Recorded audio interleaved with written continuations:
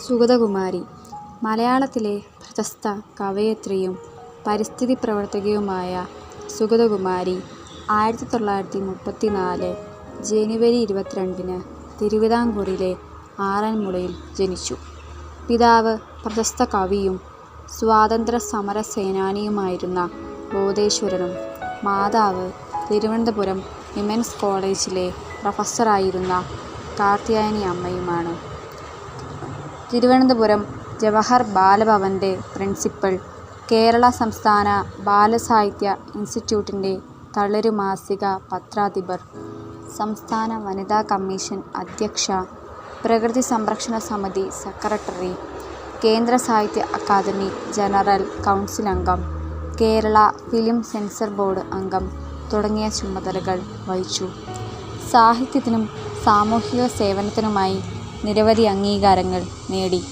2006 പത്മശ്രീയും 2009 എഴുത്തച്ഛൻ പുരസ്കാരവും 2013 സരസ്വതി സമ്മാനം ലഭിച്ചു. പ്രകൃതിയെ സ്നേഹിച്ച ഒരു കവയിത്രിയായിരുന്നു സുഗതകുമാരി.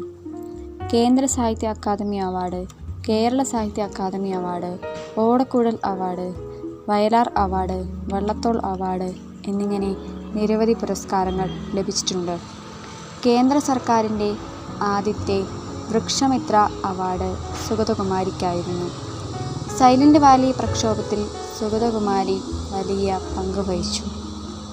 അഭയാഗ്രാമം, അഗതികളായ സ്ത്രീകൾക്ക് വേണ്ടി അത്താണി എന്ന ഭവനം, മാനസിക രോഗികൾക്ക് വേണ്ടി പരിചരണാലയം എന്നിങ്ങനെ കേരളത്തിൻ്റെ സാമൂഹിക രംഗത്ത് സുഗതകുമാരിയുടെ സംഭാവനകൾ പലതാണ്.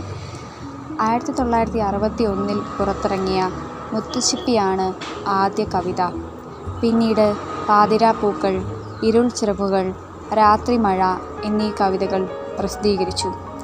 മനുഷ്യജീവിതത്തിലെ പച്ചയായ യാഥാർത്ഥ്യങ്ങളെ പൊള്ളുന്ന തരത്തിൽ തൻ്റെ കവിതകളിലൂടെ ആവിഷ്കരിച്ച മലയാളത്തിൻ്റെ പ്രിയപ്പെട്ട കവയിത്രിയായിരുന്ന സുഗതകുമാരി 2020 ഡിസംബർ 23 ഈ ലോകത്തോട് വിട പറഞ്ഞു.